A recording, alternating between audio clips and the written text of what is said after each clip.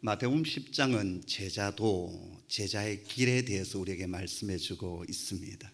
이 마태복음 10장에 중요한 핵심적인 동사 3개가 나옵니다. 하나는 부르셨다라는 거예요. 두 번째는 주셨다라고 하는 동사고, 세 번째는 보내셨다라고 하는 동사입니다. 첫째, 부르셨다는 말은 제자됨의 주도권이 우리에게 있는 것이 아니라 우리 주님에게 있다라는 것을 분명히 말씀해 주십니다. 내가 뛰어나서, 내가 자격이 있어서, 나의 의로움에 의해서 내가 제자된 것 아니고 우리가 이 자리에 있는 것이 아니다라는 거예요. 오직 주님께서 주권적으로 나를 선택하셨고 불러주셨기에 오늘 저와 여러분이 이 자리에 있습니다. 둘째는 주셨다라는 것입니다. 뭘 주셨습니까? 권능을 주셨다, 디나미스를 주셨다라고 했습니다. 어떤 권능입니까? 1절 말씀을 보았더니 더러운 귀신을 쫓아내며 모든 병과 모든 약한 것을 고치는 권능을 주시니라라고 했습니다. 주님께서 우리를 제자로 부르시고 선택하실 때 그냥 사역만 맡기고 사명만 맡기시는 것이 아닙니다. 필요한 은사를 주시고요, 그리고 권능을 주십니다. 그러므로 그 누구도 주님께서 주시는 권능을 옷 입지 않고서는 하나님 나라의 일을 할 수가 없습니다. 주님의 일은 주님께서 주시는 힘으로, 주님께서 주시는 지혜로, 주님께서 주시는 그 기름 부으심으로 일하는 겁니다. 그래서 우리는 지속적으로 그분의 권능을, 그분의 기름 부으심을 사모해야 되고 그분의 권능의 옷을 입어야 합니다. 그 다음 셋째는 보내셨다는 말씀입니다. 5절 말씀에 보면 예수님은 12제자를 세상을 향하여 가라라고 말씀하십니다. 제자는 가만히 팔짱 끼고 앉아있는 사람이 아닙니다. 사명을 따라 가는 자이고 일하고 움직이는 자입니다. 제자는 예배당에서 예배만 드리는 것이 아니라 세상을 향하여 나아가는 자예요. 근데 여러분, 제자들이 파송되는 세상, 제자들이 살아가야 될 세상은 어떤 세상입니까? 좋은 세상입니까? 기쁨과 환희가 넘치는 유토피아 나그네입니까? 여러분은 이 세상을 어떻게 바라보고 있습니까? 그리고 지금 주님은 이 세상을 어떻게 말씀하고 있습니까? 16절 말씀인데요, 우리 같이 읽도록 하겠습니다. 함께 읽습니다. 시작. 보라, 내가 너희를 보냄이 양을 이리 가운데로 보냄과 같도다. 그러므로 너희는 뱀같이 지혜롭고 비둘기같이 순결하라. 아멘. 지금 예수님은 제자들을 양이라고 말씀하십니다. 그리고 이 세상을 이리와 같다, 이리라고 비유하고 있습니다. 그러면서 이리들이 득실거리는 이 세상을 향하여 당신의 사랑하는 제자들을 지금 보내고 계십니다. 양과 이리, 한쪽은 한없이 약하고 온유합니다만 한쪽은 강하고 교활합니다. 대부분 동물들을 보면 나름대로 적을 방어할 수 있는 방어력을 가지고 있습니다. 소는 뿔을 가지고 있고요, 말은 뒷발을 잘 사용할 수 있는 힘을 가지고 있습니다. 또 어떤 동물은 날카로운 이빨과 그리고 발톱을 가지고 있고, 심지어 연약한 토끼 같은 녀석도 귀가 쫑긋해서 위험을 즉각적으로 감지합니다. 뿐만 아니라 뒷다리가 얼마나 길고 발달되었는지 저 높은 곳을 향하여 폴짝폴짝 너무나도 잘 뛰어갑니다. 심지어 개구리조차도 보호색을 가지고 있어서 자신을 보호합니다. 그런데 양이라는 이 짐승은 자신을 지킬 수 있는 무기가 전혀 없는 그러한 짐승입니다. 그러하기에 이러한 양은 몇 가지 특징을 가지고 있는데요, 첫째, 양은 절대 혼자 살지를 못합니다. 항상 때를 지어서 살아가지요. 그러기에 그리스도인은 혼자 신앙생활을 하면 안 됩니다. 혼자 있으면 그냥 잡혀 먹습니다. 둘째, 양은 전투적이지 않습니다. 반항하거나 싸우지를 못하고 잡혀 먹는 존재예요. 물론 개중에 들어박는 양도 있습니다만 대체적으로 양은 공격을 받아도 싸울 줄을 모릅니다. 그러기에 셋째, 양은 반드시 목자가 필요합니다. 목자 없는 양은 맹수의 습격을 받아 하루아침에 죽고 맙니다. 이러한 양들의 최대적이 누굽니까? 이리떼, 늑대와 같은 맹수들입니다. 목자가 없는 틈을 타서 또는 야밤을 이용해서 양들을 순식간에 공격하고 죽이고 끌고 갑니다. 지금 예수님은 이 세상의 모습이 굶주린 이리떼들이 숨어서 양들을 잡아먹으려고 하는 것과 같다라고 말씀하십니다. 그런데 이러한 세상 속으로 주님은 당신의 사랑하는 제자들을 지금 보내고 계십니다. 들어가라라고 말씀하십니다. 왜 주님은 사랑하는 당신의 사람들을 이리 때가 득실거리고 있는 이 세상 속으로 들어가라고 말씀하실까요? 오늘 우리는 이 말씀을 통해서 한 두 가지 사실을 먼저 알아야 합니다. 첫째는 이 세상에 대한 하나님 아버지의 관심과 사랑을 우리가 알아야 합니다. 세상이라는 것이 이리 때들이 득실거리는 곳이지만, 악한 곳이지만 하나님은 결코 이 세상을 포기하거나 버리시지 아니하셨다라는 것입니다. 하나님이 세상을 이처럼 사랑하사 독생자를 주셨으니, 자기의 독생자를 이 세상에 보내어주시고 십자가에 내어주시기까지 하나님은 이 세상을 사랑하십니다. 아무리 범죄하고 타락했다 할지라도 아버지 하나님께서 끝까지 포기하지 않으시고 구원하시기를 원하시는 것이 오늘 우리가 살아가고 있는 이 악한 세상이다라는 것입니다. 만약 아버지 하나님께서 이 세상을 사랑하지 아니하신다면, 아버지 하나님께서 이 세상을 기대하지 아니하시고 포기하셨다면 우리는 더 이상 이 세상에 살 필요가 없고 빨리 천국 가는 것이 훨씬 더 나을 것입니다. 그러나 주님은 문제 많은 이 세상에 아직도 기대를 가지고 계시고 관심과 사랑을 두고 계십니다. 주전 8세기 아미떼의 아들 요나에게 하나님의 음성이 들려옵니다. 요나야, 저 큰 성 니느웨로 가서 너가 외쳐라. 너는 이렇게 외치라. 너의 악독이 내게 상달되었느니라. 너희는 회개하고 돌아와 구원을 받으라. 이 메시지를 전하는 거예요. 요나가 생각하기에 니느웨는 저주받아야 마땅한 원수의 도성이었습니다. 하나님의 택한 백성 이스라엘을 무수하게 괴롭혔던 원수의 나라 수도가 바로 니느웨였습니다. 마땅히 심판을 받고 무너져야 될 나라가 아수르였고 니느웨 도성이었습니다. 하지만 하나님은 그 도성을 구원하시기를 원하셨습니다. 하나님을 알지 못하고 좌우를 분별하지 못하는 12만에 뛰는 저 땅의 백성들이 다시 하나님 앞으로 돌아오고 구원받기를 원하셨습니다. 그래서 하나님은 요나를 그 땅으로 파송하여 보내십니다. 그런데 요나는 민족주의자였거든요.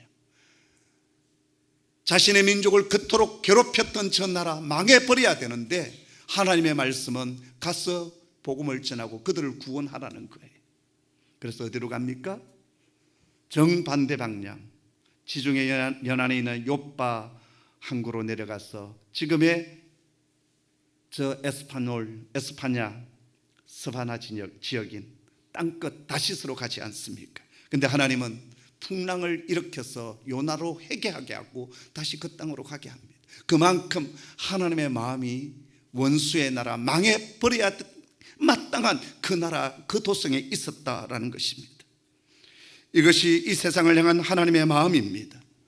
로마의 박해가 점점 극심해지고 사도들과 교회 지도자들이 줄줄이 순교를 당하고 있었을 때 로마의 성도들은 그래도 사도 중에 한 사람 베드로만이라도 살아남기를 원했습니다. 그래서 사도 베드로를 로마에서 피신시켜요. 동토는 새벽이었습니다. 로마의 서남쪽으로 박해를 피해서 베드로가 도망가고 있을 때 주님께서 그 언덕에 나타나셨습니다. 베드로가 놀라서 물었습니다. 퀴바디스 도민의 주여 어디로 가십니까? 그러자 주님은 이렇게 대답하십니다. 나는 네가 버리고 가는 로마의 영혼을 위해서 로마로 들어간다. 그 순간 베드로는 눈물을 뚝뚝 흘리며 무릎을 꿇습니다. 그리고 떠나온 로마로 다시 돌아가 복음을 전하다가 십자가의 끝골로 달려서 순교를 합니다. 그 순교의 현장에 함께 끌려왔던 베드로의 아내가 이렇게 외칩니다. 그대여 주님을 기억하십시오. 승리하십시오. 여러분, 세상은 악합니다. 믿는 자들을 업신여기고 핍박합니다. 그러나 성도는 이 세상을 포기하거나 외면하거나 저들과 맞서 싸워서는 아니 됩니다. 적극적으로 세상 속으로 들어가야 합니다. 그리고 이 세상을 구원하시는 메시지를 삶으로 입술로 증거해야 합니다.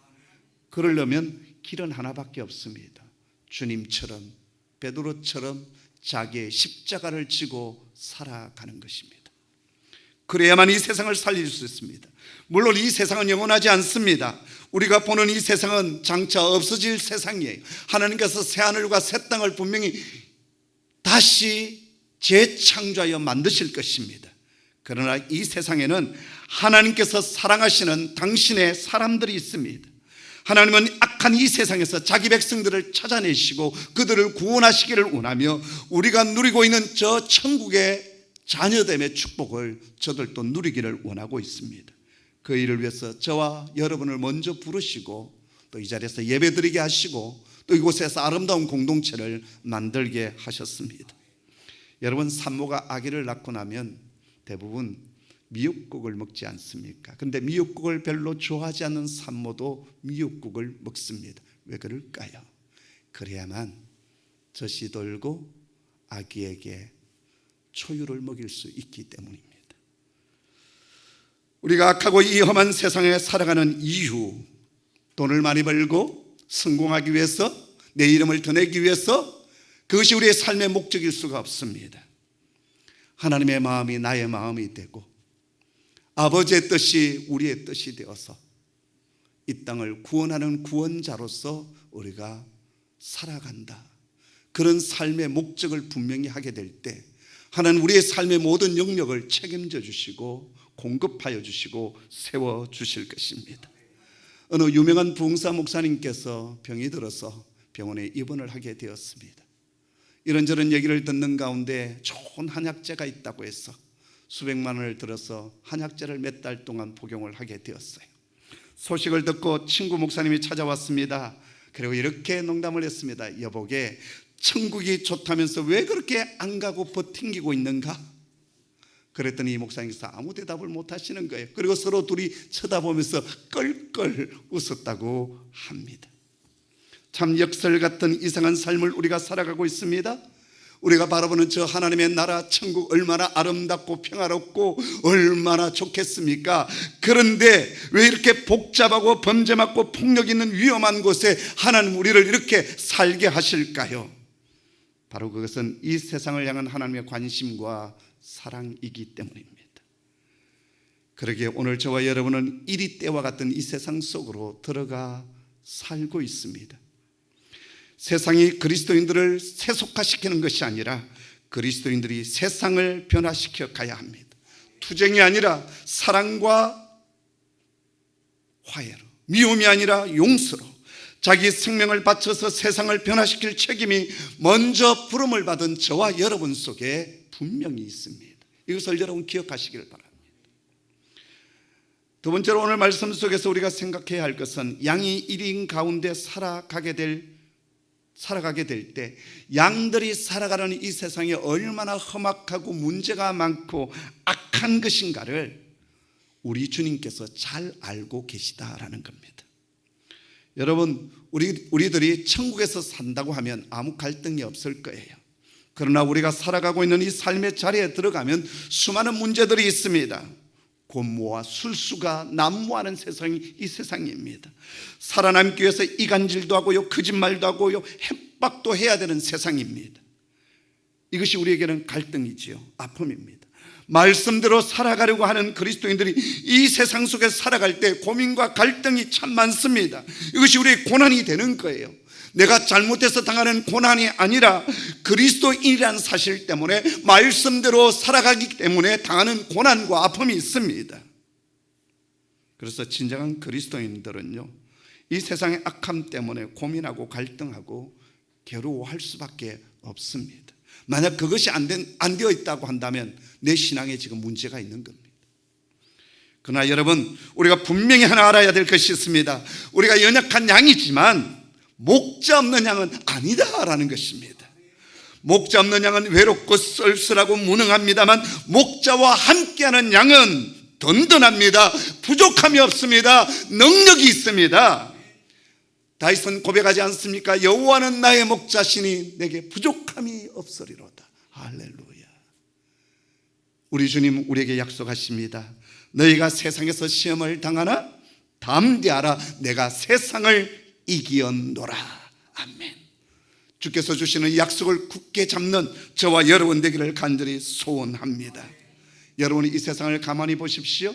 이 세상을 보면 강한 자들이 늘 승리하는 것 같고 약한 자들은 늘 손해를 보는 것 같고 죽는 것처럼 보이지 않습니까?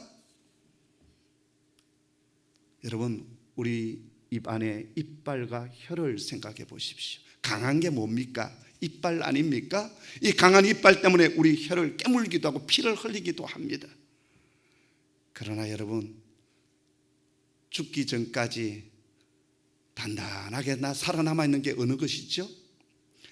이빨은 충치 먹어서 이렇게 바스러지고 저렇게 바스러지고 땜빵하고 나중에는 뽑아내고 다시 임플란트하고. 그러나 혀는요, 죽기까지 썩지 않습니다. 여전히 살아있습니다. 밀림의 왕은 사자이고 숲속의 왕은 호랑이입니다. 늘 잡아먹히는 것은 사슴이나 누떼들 아닙니까? 그런데 멸종위기에 처한 것은 누떼들이나 사슴떼가 아니라 바로 사자와 호랑이들이 멸종위기에 처해 있습니다. 바로 이것이 하나님의 세계입니다. 약한 자가 이기는 신비, 연한 것이 승리를 하고요, 온유한 것이 결국 이기게 되어 있습니다. 그러기에 주님은 우리를 향하여 담대하라, 용감하게 이 세상 속으로 들어가서 하나님 나라의 신비를 부여잡고 살아가라라고 말씀하십니다. 그러면서 제자가 이 세상 속에 살아가는 두 가지 모습을 오늘 우리에게 가르쳐 주시는데요, 너희는 뱀같이 지혜롭고 비둘기처럼 온유하라라고 말씀하십니다. 첫째, 그리스도인들이 이 세상을 살면서 지녀야 될 한 가지의 모습이 뭡니까? 뱀 같은 지혜입니다. 성경에서 뱀은 사단을 상징합니다. 뱀은 간사하고요, 강교하고요, 속에는 특징을 가지고 있습니다. 그러나 오늘 본문에서 말씀하시는 뱀의 특성은 그런 강교한 의미가 아니라 그가 가지고 있는 지혜로움입니다. 우리가 잘 아는 대로 뱀이라는 동물은 모든 동물 중에서 가장 불리한 동물입니다. 발이 있습니까? 손이 있습니까? 날개가 있습니까? 어디를 보거나 악조건입니다. 그저 앞에 입만 좀 뚫려 있을 뿐이지 그저 허물허물한 그냥 이렇게 연한 막대기와 같습니다. 그러나 이러한 뱀이 배로 기어다니면서 못 가는 곳이 없습니다. 물 위를 헤엄쳐 다닙니다. 나무에도 잘 올라갑니다. 좁은 바위 틈바구니에도 쏙쏙 들어갑니다. 그리고 어두컴컴한 땅속을 뚫고 들어가서 그곳에서 살아갑니다. 손도 없고 발도 없다면 그것은 죽은 것이나 마찬가지 아니겠습니까? 그러나 뱀은 그 몸뚱어리라도 할 일을 다하고 갈 곳을 다 찾아간다라는 것입니다. 지금 예수님은 우리를 이 세상에 파송하시면서 뱀이 그러하듯이 어디든지 가라라고 말씀하십니다. 어떤 핍박과 악조건 속에서도 포로가 되든 매를 맞든 그것과 상관없이 복음을 전하는 하나님의 사람이 되라라고 말씀하십니다. 또한 우리가 뱀에게서 배우는 것은요, 조심성입니다. 뱀은 무척 조심성이 있고 신중합니다. 자기가 위기에 처하지 않는 한 절대 먼저 공격하는 법이 없습니다. 공격보다도 늘 방어에 능한 것이 뱀입니다. 특별히 뱀은요, 아주 총명하고 똑똑한 것의 상징입니다. 사실 그리스도인들이 정직하고 순진하고 순결한데 바보 취급을 당하는 이유가 어디에 있습니까? 지혜가 부족하기 때문입니다. 지혜롭다는 기본 개념은 마땅한 때 마땅한 장소에서 마땅한 일을 해나가는 것입니다. 또 지혜롭다는 말은 때를 잘 안다는 뜻도 되어집니다. 어떤 사람은 때를 잘 몰라서 고통을 받는 경우가 있습니다. 기도해야 될 때가 있고요, 일어나 일해야 될 때가 있습니다. 말해야 될 때가 있고 침묵해야 될 때가 있습니다. 훈계할 때가 있고 위로하고 격려해야 될 때가 있습니다. 공부해야 될 때가 있고 일어나 가르치고 일할 때가 있습니다. 돈 벌 때가 있다면 돈을 쓸 때가 있어야 합니다. 때를 잘 아는 것이 지혜입니다. 저는 이제 제 사역을 거진 마무리하는 단계에 와 있고 은퇴 이후의 삶을 준비해 가고 있습니다. 요즘 제가 계속 마음으로 다짐하는 것이 있습니다. 그게 뭔지 아십니까? 나이가 들면 하나는 닫고 하나는 열어라. 뭘 닫아야 될까요? 입은 닫고, 그 다음에 뭘 열어라? 지갑을 열라. 참 존경했던 선배님이 은퇴 뒤에 추한 모습을 보이는 것을 많이 보았습니다. 그래서 많이 안타까워요. 왜 추한 모습을 보일까요? 말을 마음 함부로 하는 거예요. 막 하는 거예요. 그래서 안타까웠어요. 왜 저 사람 저런 분이 왜 저렇게 할까? 첫째, 목회에 성공하고 그동안 쌓아왔던 어떤 것들이 있다 보니까 자랑하고 싶은 거예요. 자기의 공로를 자꾸 이제 드러내는 거죠. 처음에 들을 때 그래 참 그렇다. 그런데 또 하고 또 하고 또 듣고 또 듣다 보면 이제 그만했으면 좋겠는데. 그런데 가는 곳곳마다 그 말씀을 하시는 거예요. 자기 공로를 자꾸 드러내는 거죠. 그 다음에 또 하나는 이제 어른이 되다 보니까 누가 아니요라고 말을 못하는 거예요. 목사님 이제 그런 말 좀 하지 마세요. 이렇게 해줄 사람이 아무도 없는 거예요. 누가 얘기하겠어요? 후배들이 얘기하겠어요? 그래서 사람들이 듣고는 있지만 다시는 만나지 말아야 되겠어. 이렇게 되는 거죠. 그 다음에 뭘 열어라? 지갑을 열어라. 지갑. 저는요 지갑은 별로 없고 은퇴 뒤에 사실 목사가 어디 가서 뭘 섬긴다고 하면 뭘 가지고 섬기겠어요? 배운 게 뭐밖에 없죠? 요것밖에 없는데. 그래서 제가 생각한 게 바로 목공이었어요. 가서 몸으로 섬기자. 말보다는 그들에게 도움이 될 수 있는 것, 이익이 될 수 있는 것을 가지고 가자. 선교제에 가가지고 자꾸 말만 하고 가는 것보다는 그래서 내가 가지고 있는 기술 가서 집 똑딱똑딱 고쳐주고 예배당 수리해주고 그리고 조금 뭐 이게 지갑에 있으면 치킨이라도 한 마리 사주고 그러고 싶은 거예요. 저는 이것이 지혜라고 생각합니다. 아멘. 별로 감동이 없군요. 넘어가겠습니다. 또 장소를 잘 구분해야 합니다. 그 말은 자기 위치를 잘 알아야 된다라는 거예요. 마땅한 때, 마땅한 장소에서 마땅한 말과 행동을 하는 것, 그게 지혜입니다. 칼라일은 그런 얘기를 했습니다. 인간에게 제일 무서운 것은 행운과 행복이 없는 것이 아니라 지혜가 없는 것이다 라고 했어요. 오늘 이 시대에 정말 지혜자가 필요합니다. 정치계에 지혜자가 없는 거예요. 그러니까 맨날 찢고 뽑고 싸우는 것 아니겠습니까? 교육계도 지혜자가 필요해요. 유대인의 지혜 쓰인 탈무드에 보면 한 지혜로운 여인의 얘기가 나옵니다. 적의 군대가 한 마을을 포위하게 되었습니다. 적군의 장수는 마을 사람들에게 이렇게 얘기를 했어요. 남자들은 모두 우리의 포로가 되어서 노예로 팔려가게 될 것이다. 그러나 여자들은 다 풀어주겠다. 여자들은 즉시 이 마을을 떠나라. 떠나되 각자 가장 소중하게 여기는 보물 하나는 가지고 가도록 허락하겠다. 여자들은 각자 저마다 소중히 여기던 물건 하나씩을 집어들고 나섰습니다. 금반지를 들고 가는 사람도 있었고 은수저를 챙겨가서는 가는 여인도 있었습니다. 그런데 한 여인은 몸짓이 작으면서도 엄청나게 큰 보따리를 쥐고서 끙끙 매면서 가는 거예요. 근무를 하던 적군이 그 여인을 세워서 보따리를 풀어보게 했습니다. 뜻밖에도 그 속에는 한 남자가 들어 있었습니다. 적군은 눈이 희둥그레지면서 물었습니다. 이게 도대체 누구냐? 제 남편입니다. 왜 명령을 어기는가? 보물을 가져가라고 했지 언제 사람을 메고 가려고 했느냐? 여인은 지혜롭게 대답했습니다.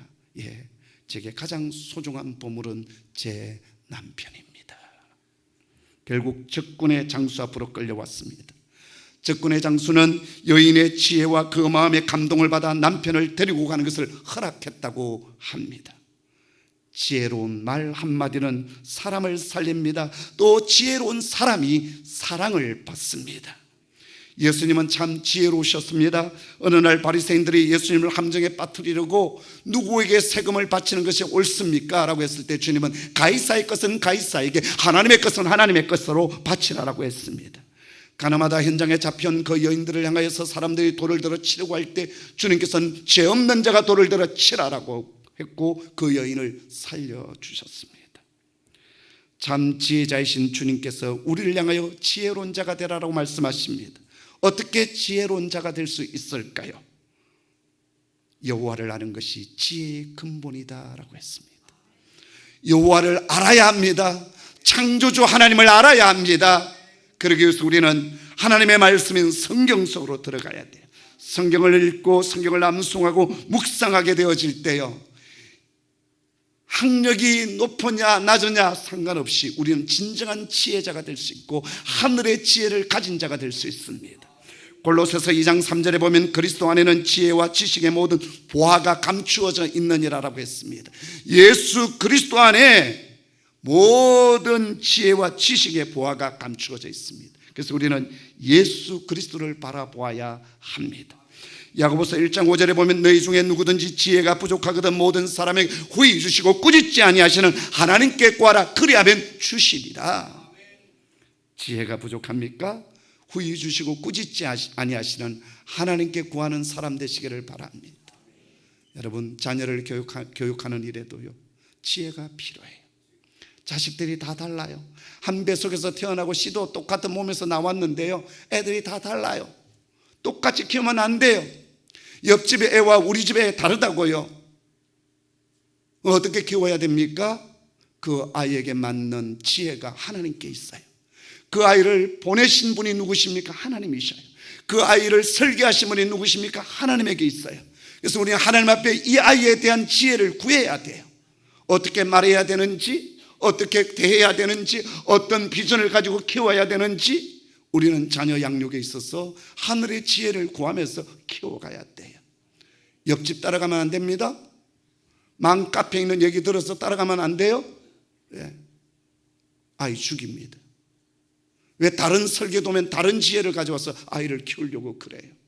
그 아이를 주신 하나님께 그 아이의 맞춤식 교육의 지혜가 담겨져 있다고요. 그래서 우리는 하나님 앞에 기도하셔야 돼요. 주님 지혜를 주십시오. 두 번째, 오늘 우리가 주시는 말씀이 뭡니까? 순결하라는 거예요. 비둘기를 가만히 보면 더럽고 오염된 도시 한복판에 살아가지만 깨끗합니다. 왜 그런 줄 아시죠? 이 비둘기 깃들 끝에 기름이 흘러나오거든요. 그래서 모든 오염물질을 다 씻어냅니다. 비가 와도 날개가 젖지를 않습니다. 성도도 마찬가지입니다. 오염된 세상 속에, 악한 세상 속에 저와 여러분이 살아가고 있지만 우리가 성령의 충만함, 성령의 은혜 안에 거하게 되어질 때 우리는 이 세상에 물들지 않는 고귀하고 순결한 하나님의 사람이 될 수가 있습니다. 성도는 이 세상에 뱀같이 지혜롭고 똑똑해야 하지만 정직하고 순결하고 순진해야 합니다. 불순물이 없는 사람, 교활하거나 오염되지 않는 사람, 비둘기가 주는 순결한 인상처럼 평화의 사람이 되셔야 합니다. 대부분의 동물들이 그렇습니다만 비둘기는요 늘 깨끗한 것만 먹고 산다고 합니다. 창세기 8장에 보면 노아의 방주가 아라랏산에 머물게 되었을 때 물이 얼마 정도 빠져나갔는가 그걸 가늠하기 위해서 노아가 첫 번째 뭘 날려보냅니까? 까마귀를 날려보내요. 그런데 까마귀가 돌아오지를 않습니다. 두 번째 비둘기를 날려보냈는데 비둘기가 돌아왔는데요 감람나무 가지 하나를 물고 돌아왔습니다. 까마귀는 왜 안 돌아왔을까요? 까마귀는 썩은 고기 좋아하거든요. 물 위에 둥둥 떠다니는 사체에 그냥 들어앉아가지고 막 뜯어먹는다고 돌아오지를 않았어요. 그런데 비둘기는 더러운 것, 썩는 것을 싫어하거든요. 그걸 좋아하지 않으니까 다시 방주 안으로 돌아온 것입니다. 우리가 험한 세상을 살지만 이 세상 사람들이 사는 것처럼 그런 방법으로 살아가서는 결코 안 됩니다. 마음 씀씀이도 달라야 되고요 말씨도 달라야 되고 행동도 달라야 합니다. 이 세상 사람보다 한 차원 수준 높은 삶을 살아가셔야 돼요. 지난주 제가 강릉에서 일을 하는데 그 일하는 현장이 원래 요양소 노인들을 위한 요양원이었는데 그것을 이제 민박 펜션으로 바꾸는 리모델링 작업을 하셔요. 그리고 그 책임지시는 분이 이제 은퇴하신 목사님이셨는데 저희를 데리고 점심시간에 어디로 데려갔냐면 대관령 옛길 이제 그 다 넘어서 내려오다 보면 대굴령이라고 하는 마을이 있어요. 그곳에 이제 산채 나물로 해서 이제 이렇게 돌솥밥 해주는 곳으로 데려갔습니다. 그런데 그 주인이 가톨릭 신자예요. 근데 목사님께서 이런 얘기를 저에게 해주었습니다. 어느 날 이곳에 와서 음식을 먹는데 음식값을 안 받더래요. 그래서 왜 안 받습니까? 혹시 오래된 단골이라서 안 받는 줄 알고 왜 안 받으십니까? 라고 물었더니 부활의 기쁨을 함께 나누고 싶어서 보았더니 부활주일 그 주간 오는 손님들에게 식사를 무료로 대접하고 그리고 부활의 기쁨을 전하는 거예요. 별로 감동이 없으시죠, 여러분? 앞으로 우리 교회도 부활절 때 부활의 기쁨을 좀 나누는 법을 좀 배웠으면 좋겠습니다. 계란 먹지 말고, 그렇죠? 또 우리 자영업 하시는 분들 부활의 기쁨을 좀 나누는 것. 그러기 위해서 어떻게 해야 됩니까? 내가 손해를 봐야 돼. 십자가를 져야 돼요. 여러분, 죄인의 길은 외롭지 않습니다. 가는 사람이 많기 때문입니다. 그러나 의인의 길, 주님이 원하시는 길은 외롭습니다. 손해도 봅니다. 그러나 하나님은 그런 사람을 기뻐하시고 종국에는 그런 사람이 승리하게 되어 있습니다. 성경에 나오는 하나님 앞에 쓰임받았던 모든 사람들을 보십시오. 순결한 사람들이었어요. 노아는 당대에 의로웠다라고 했습니다. 요셉은 불의한 유혹이 들어왔을 때 그것을 거절함으로 의롭게 살았고 결국 쓰임받았습니다. 다니엘과 세 친구들 영적으로 순결한 삶을 살아갔기에 당대 그 불의한 바벨론 제국 아래서 아름답게 쓰임받는 종들이 되었습니다. 저와 여러분, 이 시대에 쓰임받는 하나님의 사람 되기를 주의 이름으로 축복합니다. 기도하겠습니다. 아버지 하나님, 불의한 세상, 악한 세대 속에 저희 살아갔지만 제가 외롭지 않는 것은 목자 되신 우리 주님 함께 하시기 때문이고, 날마다 우리에게 성령의 지혜와 성령의 기름 부으심을 허락하여 주셔서 승리할 수 있도록 도와주시기 때문입니다. 주님, 악한 세대 속에서 빛으로 소금으로 살아가게 하여 주시고 뱀처럼 지혜롭게 그리고 비둘기처럼 순결한 하나님의 사람들 되게 하여 주옵소서. 예수님의 이름으로 기도하옵나이다. 아멘.